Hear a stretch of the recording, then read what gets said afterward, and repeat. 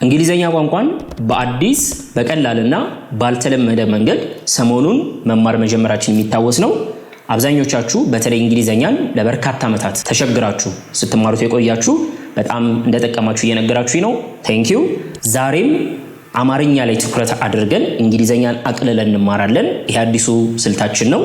አማርኛ ላይ በተደጋጋሚ የምንጠቀማቸውን ኤክስፕሬሽኖች፣ ንግግሮች ወደ እንግሊዘኛ እንዴት መቀየር እንችላለን ብለን ነው የምንማረው ማለት ነው። በዛሬው ትምህርታችንም በአማርኛ ብዙ ጊዜ አንድ ነገር ለማድረግ ፈቃድ የምንጠይቅባቸው መንገዶች አሉ። ይሄን ማድረግ ይፈቀድልኛል፣ ይሄን ማድረግ እችላለሁን እያልን ፈቃዶችን እንጠይቃለን። እንዴት በእንግሊዘኛ እነዚህን ፈቃዶች መጠየቅ እንችላለን? ለምሳሌ ካፌ ውስጥ ገብታችሁ መቀመጫ ወንበር እየፈለጋችሁ ከአንድ ሰው አጠገብ ክፍት ወንበር ብታገኙ ሄዳችሁ ምንድነው ፈቃድ ትጠይቃላችሁ? እዚህ ጋር መቀመጥ እችላለሁ፣ ፈቃድ ነው እየጠየቅን ያለ ነው አይደለም? ለምሳሌ ደግሞ ባንክ ውስጥ ገብታችሁ እስክሪብቶ መጻፍ ያፈልጋችሁ አንድ ሰው እስክሪብቶ ይዞ ብታዩ ሄዳችሁ ፈቃድ ትጠይቃላችሁ እስክሪብቶን ለመጠቀም። እስክሪብቶን መዋስ እችላለሁ ይሲ። ስለዚህ የሆነ ነገር ማድረግ እችላለሁ እያልን ብዙ ጊዜ በንግግራችን ውስጥ እንጠይቃለን። የዛሬው ትምህርታችን ሙሉ ትኩረቱ ይሄ ነው። በጣም ቀላል ትምህርት ነው እንደ ሁልጊዜው። ስለዚህ በእንግሊዘኛ እነዚህን እንዴት መጠየቅ ትችላላችሁ። ከዛሬው ትምህርት በኋላ ማንኛውንም ነገር ለማድረግ ፈቃድ ስትፈልጉ በእንግሊዘኛ መጠየቅ እንደምትችሉ ጥርጣሬ የለኝም፣ እርግጠኛ ነኝ። በደንብ ትችሉበታላችሁ ማለት ነው። አሁን የምትገኙት በሰዋሰው አካዳሚ የዩቲዩብ ቻናል ላይ ሲሆን ስሜ ምንተስኖት ወንድም ይባላል። ለቻናላችን አዲስ ከሆናችሁ አሁኑኑ ሰብስክራይብ በማድረግ በቀጣይ የሚለቀቁ የእንግሊዝኛ ቋንቋ ትምህርቶቻችን እንዲደርሳችሁ ማድረግ ትችላላችሁ። ቀጥታ ወደ ትምህርታችን።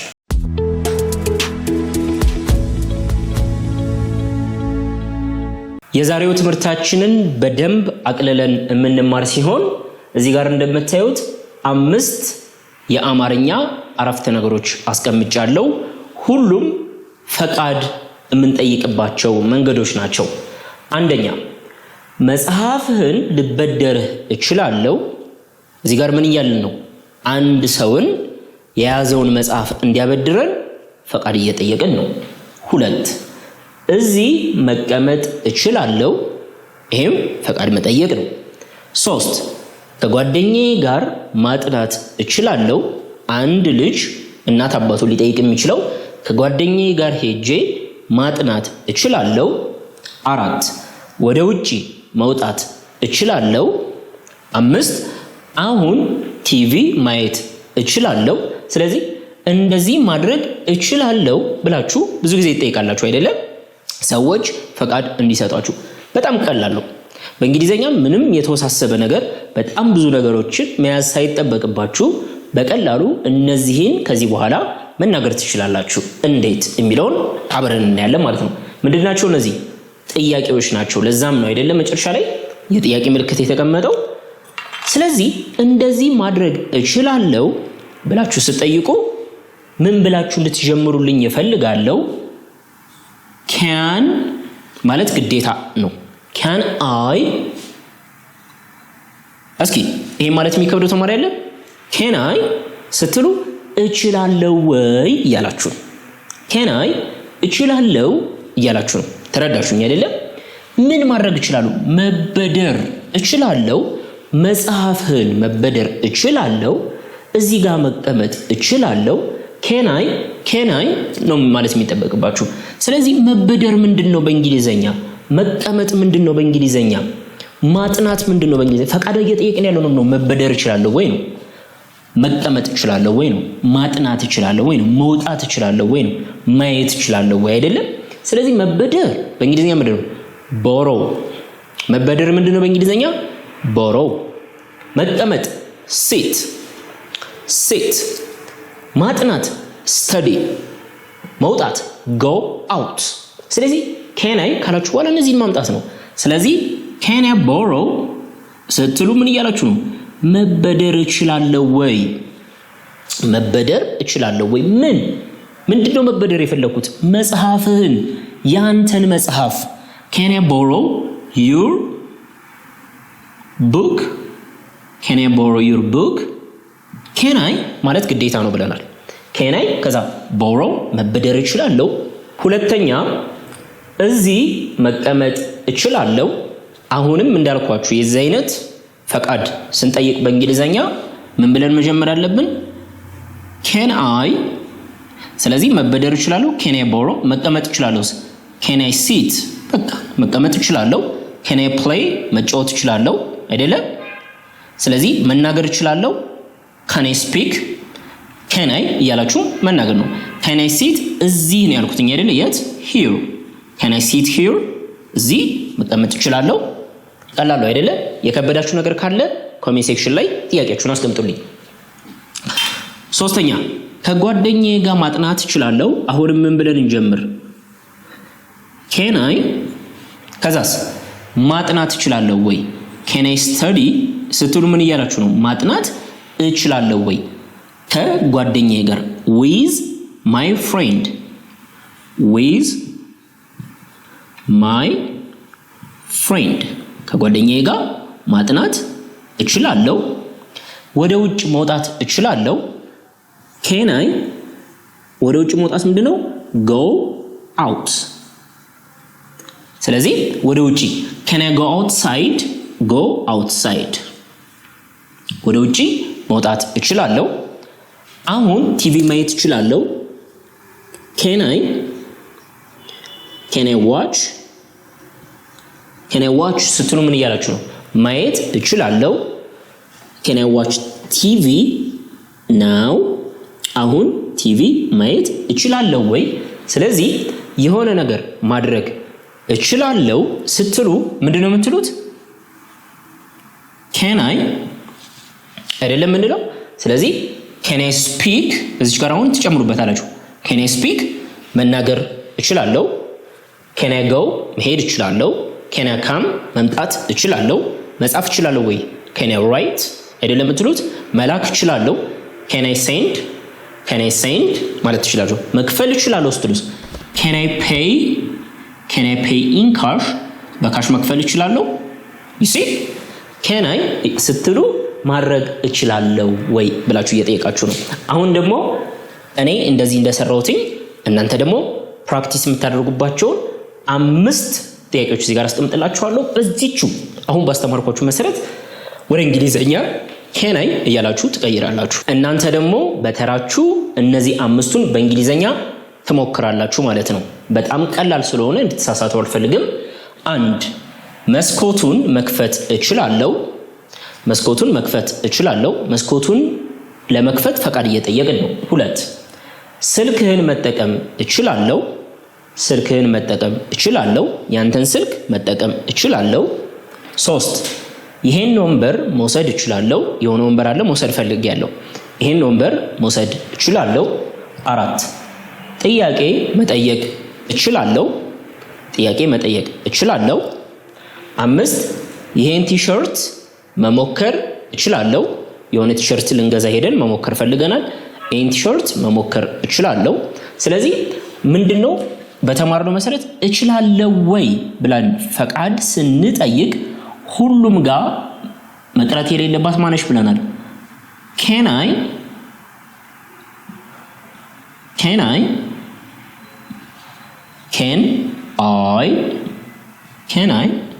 ብላችሁ መጀመር ግዴታ ነው። can I do this ይሄን ማድረግ እችላለሁ።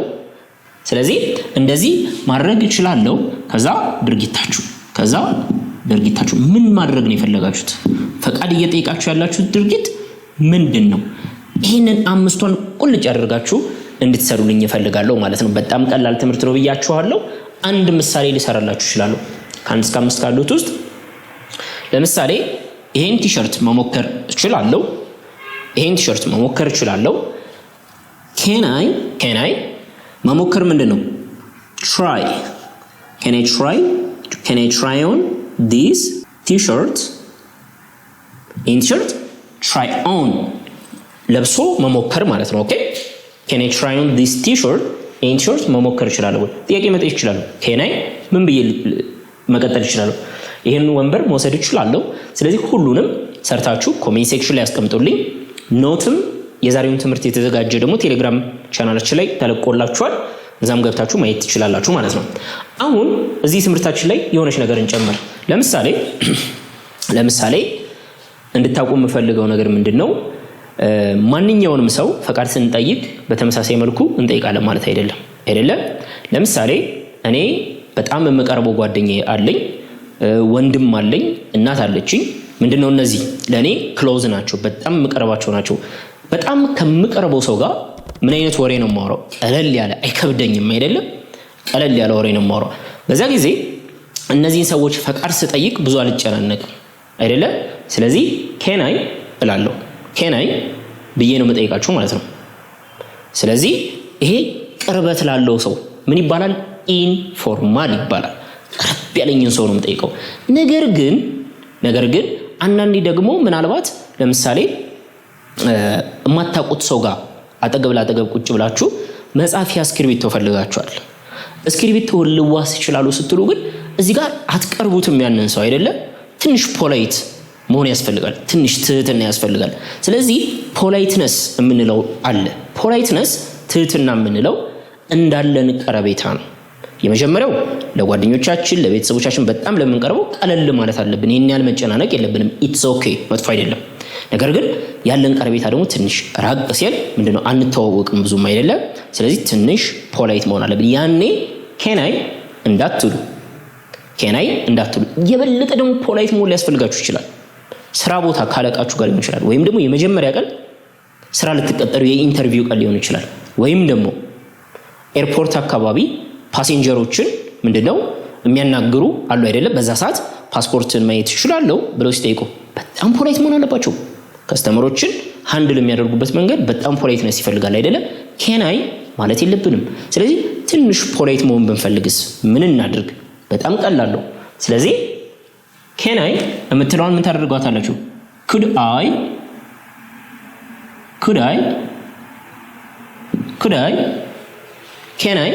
I ማለት ትችላላችሁ። አሁን የምናየው could I ተመሳሳይ ናቸው እሺ። ነገር ግን ትህትና ይጨምርበታል። ኬናይ ስትሉ በጣም ለምንቀርቡት ሰው ነው። could I ስትሉ ደግሞ በትንሹ ራቀላላችሁት ነው። በጣም ፖላይት አይደለም፣ መካከለኛ ብላችሁ እንድትወስዱ ትፈልጋለሁ። እስቲ አሁንም ተጨማሪ ሰዎችን ፈቃድ ስንጠይቅ ልንላቸው የምንችላቸውን አረፍተ ነገሮች አምጥቻለሁ። አስተማሪው ጋር ጠጋ ብዬ መቀመጥ እችላለሁ። ለምሳሌ ራቅ ብያለሁ ከሚያስተምረው አስተማሪ፣ ከዛ አጠገቡ ያሉትን ሰዎች አስተማሪው ጋር ጠጋ ብዬ መቀመጥ እችላለሁ። ፈቃድ እየጠየቅኩኝ ነው። እንደ ቅድሙ ኬናይ ማለት እችላለሁ። ምናልባት ግን እነዚህን ጥያቄዎች የምጠይቀው ምናልባት በጣም ለማንቀራረበው ሰው ቢሆንስ ኬናይ ከምንል could I ብንል የተሻለ ነው።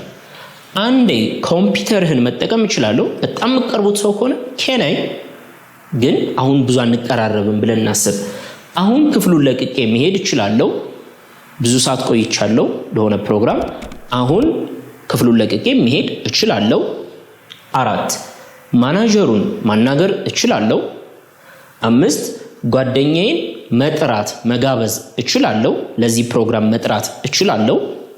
አሁን እንዳልኳችሁ ተመሳሳይ ነው።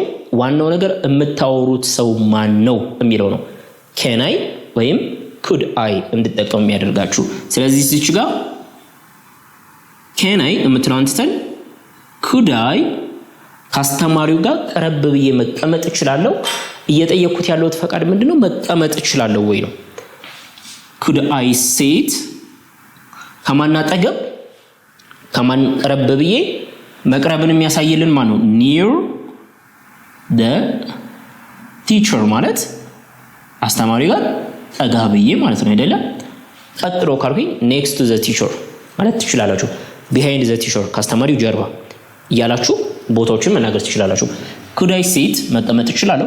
can I sit ስትሉ ጓደኛችሁ ነው ማለት ነው፣ በጣም ቀርቦት ነው ማለት ነው። could I ስትሉ ግን ትንሽ ትሁት ፖላይት እየሆናችሁ ነው። አንዴ ኮምፒውተርህን መጠቀም እችላለሁ። could I መጠቀም እችላለሁ። could I use your computer አንዴ መጠቀም እችላለሁ። could I use your computer once or for a moment ለጥቂት for a moment ብዙም አላቆይብህም ነው አይደለም። አሁን ክፍሉን ለቅቄ መሄድ እችላለሁ። could I ከዛስ ለቆ መሄድ ምንድነው?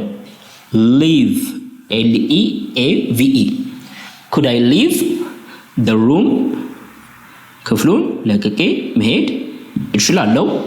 ማናጀሩን ማናገር እችላለሁ? can አልኩኝ። could እንበለው አይደለም? could I ማናገር ምንድነው? ሁለት አሉን ማናገር ላይ talk ብቻ አይደለም to ጨምሩበት ወይም ደግሞ speak to talk to speak to የትኛውን ልጠቀም? speak to ሁለቱም ማናገር ናቸው። ቶክቱን ማዋራት ብላችሁ ያዙት ብዙም ለቁም ነገር አትሆንም። ስለዚህ ይሄ ደግሞ ለቁም ነገር ስለሆነ could I speak to the manager ማናጀሩን ማናገር እችላለሁ ወይ? ይፈቀድልኛል ወይ? ጓደኛዬን መጋበዝ እችላለሁ? የሆነ ፕሮግራም ተዘጋጅቶ ያዛ ፕሮግራም ላይ እንዲጠራ ፈልጊያለሁ። ስለዚህ መጋበዝ ምንድነው? ኢንቫይት ነው አይደለ? could I invite my friend ስንል ምን ያህል ነው? ጓደኛዬ መጋበዝ እችላለሁ ወይ? ከቅድሙ ምንም የሚለይ ነገር የለም። can I sit near the teacher? can I use your computer for a moment? can I leave the room now? can I speak to the manager?